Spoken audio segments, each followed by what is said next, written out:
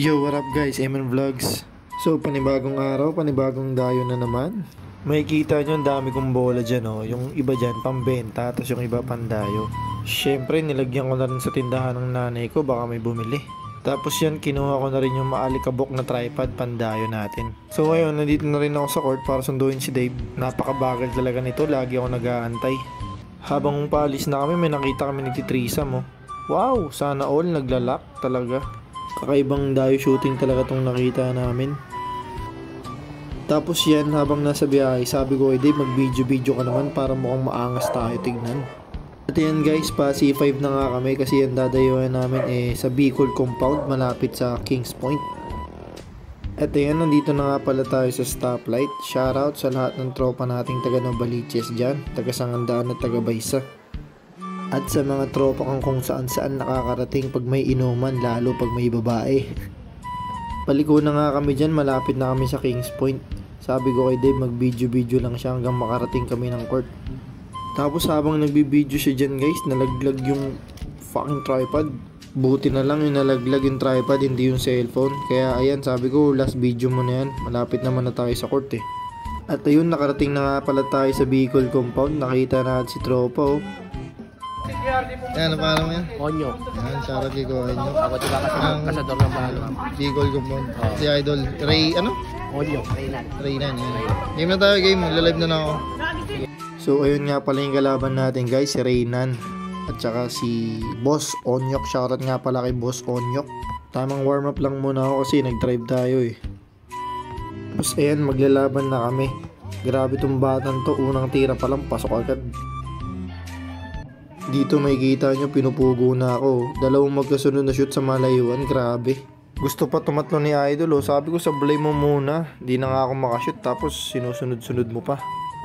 Parang sinadya niya tuloy na isablay to, parang di daw ako makahalata.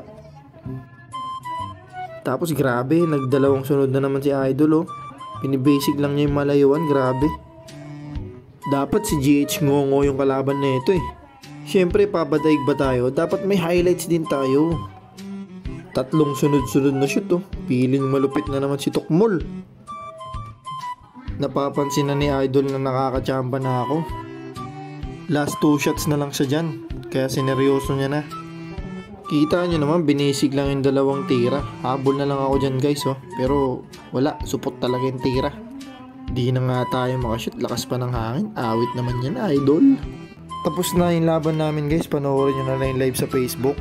Hindi lang pala tayo dumayo ng shooting, nagbenta rin tayo ng bola kay Idol. Walang yang Dave to, akala ko picture, video pala. Yan, nakauwi na nga pala kami, dumiretso muna kami ng court.